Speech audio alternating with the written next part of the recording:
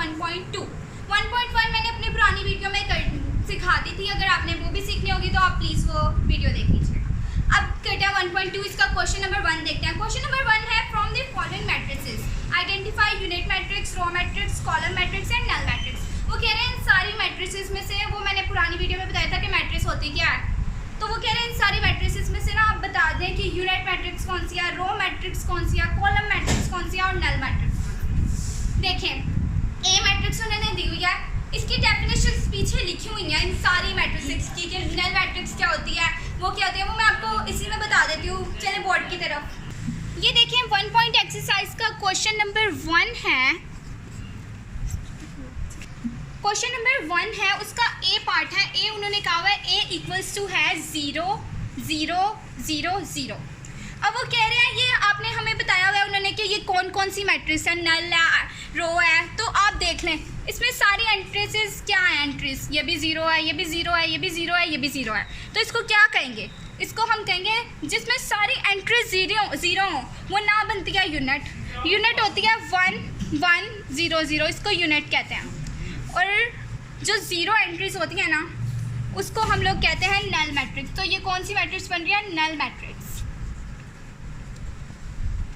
ये देखिए अब मैंने ये सारे रेडी कर लिया, मैं आपको बता देती हूँ कि ये बी, ये सारे क्वेश्चंस हैं। अब बी उन्होंने ये दी हुई है, इसमें ये क्या है मैट्रिक्स, हमें साफ पता चल रहा है इसमें सिर्फ एक रो है, सिर्फ एक रो, तो इसको क्या कहेंगे, इसको कहेंगे रो मैट्रिक्स। ये देखें ये रो मैट्रिक्स है। अब नेक्स्ट क्या आ रहा है, सी उन्होंने ये दिया हुआ है, इसमें सिर्फ एक कॉलम है और जिस भी मैट्रिक्स के अंदर एक कॉलम हो उसको कॉलम मैट्रिक्स कहते हैं, COLUMN मैट्रिक्स। अब ये देखें ये डी क्या है, डी में 1 0 0 1, इसमें ना जिसके भी आप ये देखिए अब ये 1 1 0 0, जिसके भी डायगोनल में 1 1 होना आपने याद रखना है, उसे हम कहते हैं यूनिट मैट्रिक्स। इसके दो नाम है, इसको यूनिट भी कहते हैं और आइडेंटिटी भी कहते हैं, आइडेंटिटी मैट्रिक्स। लेकिन आप यूनिट मैट्रिक्स लिख दीजिएगा क्योंकि हमें क्वेश्चन में उन्होंने कहा है कि आइडेंटिफाई करें ये यूनिट है या यूनिट है, तो आपने इसका आंसर लिखना है यूनिट मैट्रिक्स। अब अगली हम देखते हैं ई क्वेश्चन। ई में सिर्फ एक 0 दिया हुआ है उन्होंने, इसके अंदर ही मैंने आपको पहले ही बताया था जिसके अंदर 0 सिर्फ 0, कोई भी उसकी एंट्री अगर ज़्यादा सारे भी 0 है, पुराना हमने क्वेश्चन किया उसको भी नल कहते हैं, तो लेकिन इसके अंदर सिर्फ एक 0 है, इसको हम कहेंगे नल मैट्रिक्स, नल मैट्रिक्स। और ये देखें अगली हमने इस तरह का ही क्वेश्चन नंबर सी भी किया है, इसमें भी एक कॉलम है, इसमें भी हमें साफ सी बात है, जाहिर सी बात है, एक कॉलम नज़र आ रहा है तो इससे कहेंगे हम कॉलम मैट्रिक्स। ये हमारे सारे ये पार्ट कवर हो गया हमारा। अब हम नेक्स्ट देखिए, ये आप नोट कर लें सारा ये बोर्ड पे जो मैंने लिखा है ताकि आप भी ये उतार लें जल्दी से। अब हम नेक्स्ट करते हैं पार्ट। ये देखें ये क्वेश्चन नंबर 2 अब इन्होंने हमें दिया है from the following matrices identify. इसमें भी उन्होंने क्या आइडेंटिफाई करें, ये मैं आपको ऐसे ही बता दूँ या लिख के दिखा देती हूँ, ऐसे ही बता दूँ आपको मैं। सबसे पहले उन्होंने दिया है ABCDEF, उन्होंने बताया है ये A square matrix, B rectangular matrix, row matrix, column matrix, identity matrix या नल मैट्रिक्स। वो कह रहे हैं इनमें से आपने बता देना ये क्या क्या क्या है, ठीक है। अब आप देखें इसको, ये देखिए क्वेश्चन नंबर 2 हमें उन्होंने सबसे पहला पार्ट आ रहा है आई पार्ट, उसमें वो कह रहे हैं कि ना इसका 1 पार्ट है कि ये इन्होंने दिया हुआ है -8 2 7 और 12 0 4। ये देखें अब हम लोगों को, अब देखें ये जो मैट्रिक्स है ना, ये देखें अब ये क्वेश्चन जो है ना, अब हम लोगों को पता है कि मैं आपको पहले बता दूं कि ये है रेक्टेंगुलर मैट्रिक्स, और रेक्टेंगुलर मैट्रिक्स ये होती है कि उसकी रोज़ और कॉलम की तादाद एक जैसी नहीं होती। इसमें 2 रोज़ हैं ये देखें, और कॉलम्स कितने हैं, 3 कॉलम्स हैं, तो ये है रेक्टेंगुलर मैट्रिक्स।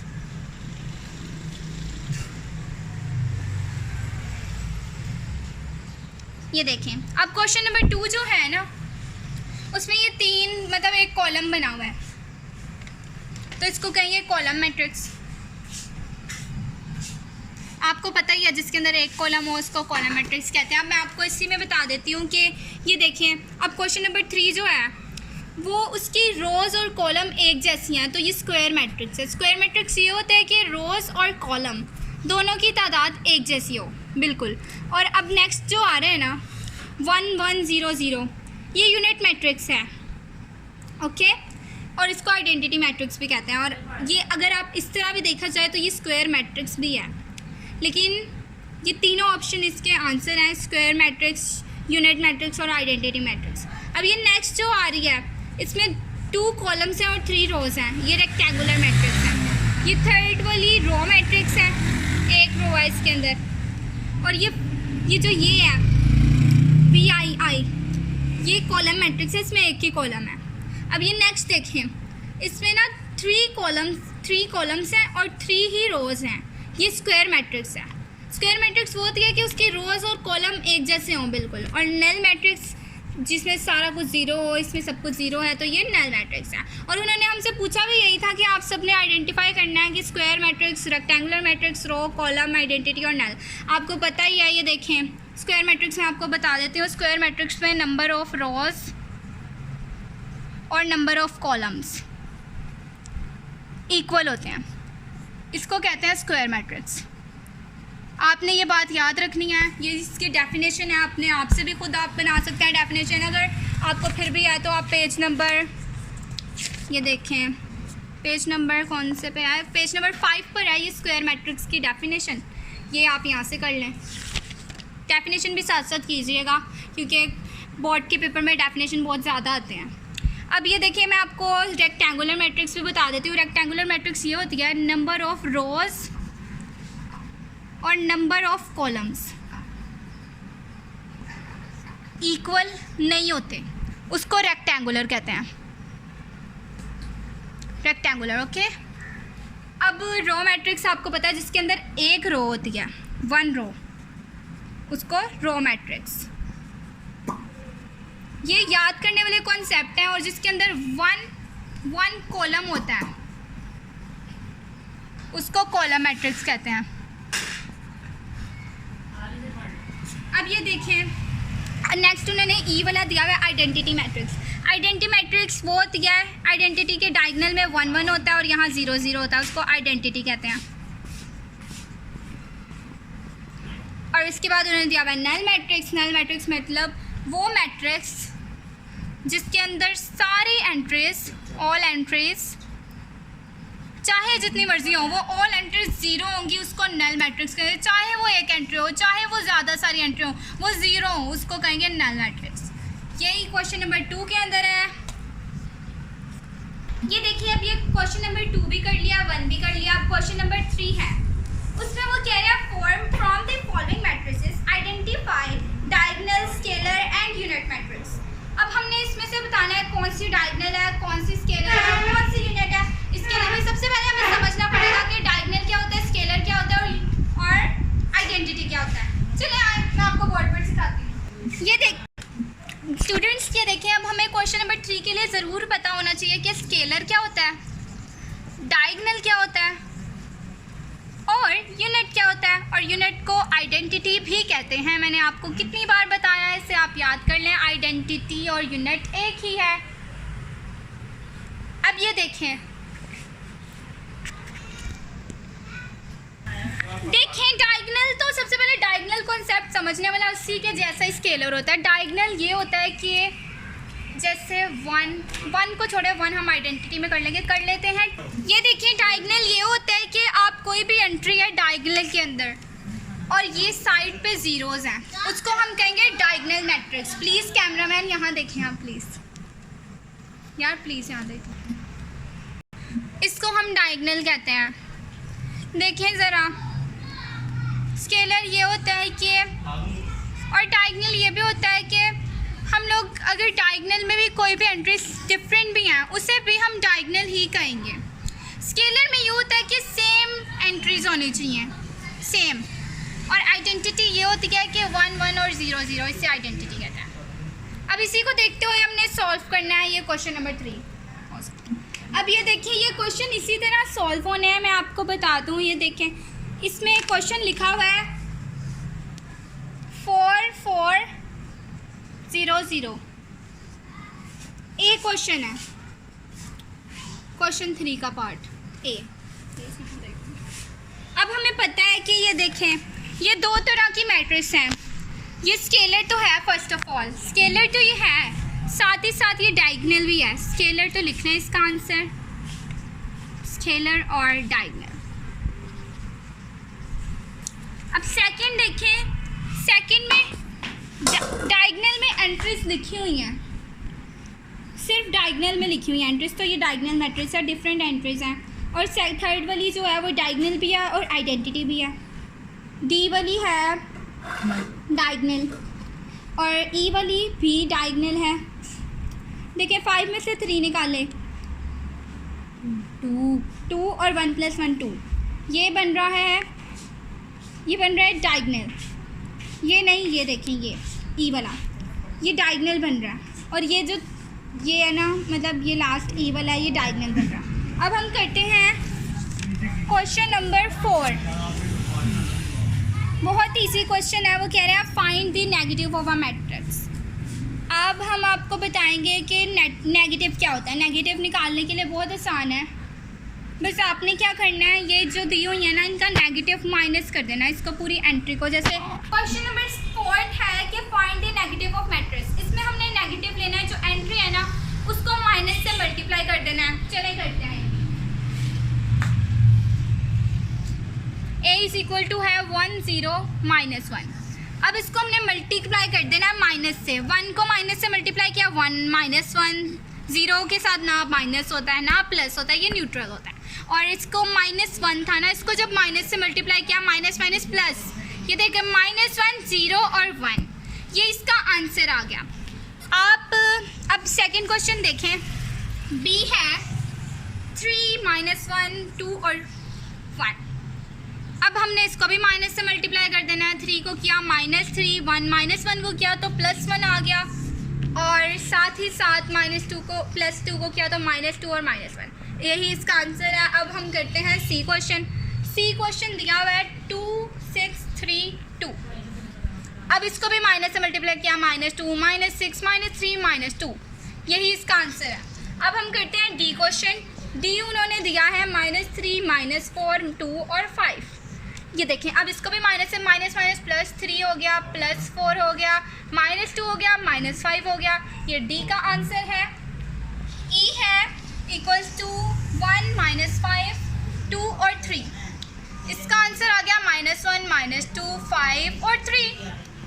अब हमारा ये पार्ट भी कवर हो गया, 3। अब हमारा ये पार्ट बिल्कुल कवर हो गया। अब हम करते हैं क्वेश्चन नंबर 5। क्वेश्चन नंबर 5 है find the transpose of each following matrix, each of the following matrix. अब हमने निकालना है ट्रांसपोज, तो ट्रांसपोज कैसे निकालते हैं वो मैं आपको सिखाती हूँ। चलें, ये देखें, A = 0 1 -2।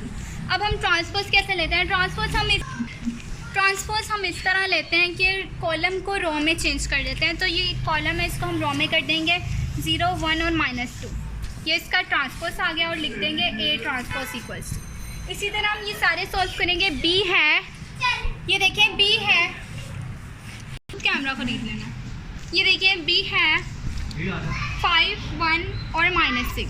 इसका हम ट्रांसपोज इस तरह लेंगे कि रो को कॉलम में कर देंगे या कॉलम को रो में कर दें, एक ही बात है। ये देखो, ये एक रो है, इसको कॉलम में कर देंगे 5 1 और -6, ये इसका ट्रांसपोज आ गया। C है 1 2 2 -1 3 और 0। अब हमने इसका ट्रांसपोज कैसे लेना है? C का ट्रांसपोज यहाँ देखें प्लीज़, C का ट्रांसपोज हमने कैसे, ये देखें, C का ट्रांसपोज इस तरह लेना है कि ये ऊपर जो रो है, ये कॉलम है, इसको हमने एक रो में कह देना है, इस कॉलम को एक रो में कर देना है 1 2 3 2 -1 और 0। ये देखें, अब ये डी क्वेश्चन है, D = 2 3 0 5। अब ये देखें, हमने ट्रांसपोज कैसे लेना होता है। डी का ट्रांसपोज = इसके रो कॉलम को रो में कर देंगे, इसके कॉलम को रो में कर देंगे 2 0 3 5, इसका आंसर अब आ रहा है E = 2 -4 3 5, और इसका ट्रांसपोज ले लेंगे हम, इसके कॉलम को रो में कर देंगे 2 -4 3 और 5। ये देखें, अब हमने करना है, ये देखें, अब F है, ये क्वेश्चन है, इसको ये देखें, अब हमने इसके कॉलम को रो में चेंज कर दिया, इसके कॉलम को रो में चेंज कर दिया, कि आ गया एफ का ट्रांसपोज। अब मैं आपको ट्रांसपोज लेने का तरीका पूरा बता देती हूँ। ट्रांसपोज हम ऐसे लेते हैं कि रो को कॉलम में चेंज कर देते हैं, अगर कॉलम है तो कॉलम को रो में चेंज कर देते हैं। इसी तरह हम लोग ट्रांसपोज लेते हैं। ओके, अगर आपको समझ आ रही है तो आप प्लीज़ वीडियो को लाइक कर दें। अब हम करते हैं क्वेश्चन नंबर 6, लास्ट क्वेश्चन है। ये देखें, अब ये क्वेश्चन नंबर 5 है। ए ट्रांसपोज का ट्रांसपोज इज इक्वल टू ए। हम लोगों को पता है ए की वैल्यू क्या है, ए इक्वल्स टू 1 2 0 1। हमने क्या लेना है, LHS हमारा आ रहा है कि ए ट्रांसपोज। सबसे पहले आप ए ट्रांसपोज लेंगे, ए की वैल्यू लिख देनी है 1 2 0 1। इसका हमने ले लेना है ट्रांसपोज। ट्रांसपोज कैसे लेते हैं, कॉलम को रो में चेंज कर देंगे। 1 0 2 1, इसका एक बार ट्रांसपोज हो गया। अब हमने LHS में है कि ए ट्रांसपोज का भी ट्रांसपोज एक और बार ट्रांसपोज देना है, तो वो ए के इक्वल आना चाहिए। अगर ए के इक्वल आएगा तो हमारा क्वेश्चन ठीक है। अब ये देखें, अब ए ट्रांसपोज हो चुका है, इसका फिर से ट्रांसपोज लेना है। इसका ए ट्रांसपोज का, इसका हम लेंगे ट्रांसपोज फिर से। 1 0 2 1 का ट्रांसपोज लिया तो आ गया 1 2 0 1। अब हमारा प्रूव हो गया, 1 2 0 1 ही ए की वैल्यू थी, 1 2 0 1। हमने लिख देना हैंस प्रूव और लिख देना ए ट्रांसपोज होल का ट्रांसपोज इज इक्वल टू ए। अब यही क्वेश्चन नंबर 2 है इसका पार्ट। इसमें बी की उन्होंने वैल्यू हमें दी हुई है 1 1 2 0।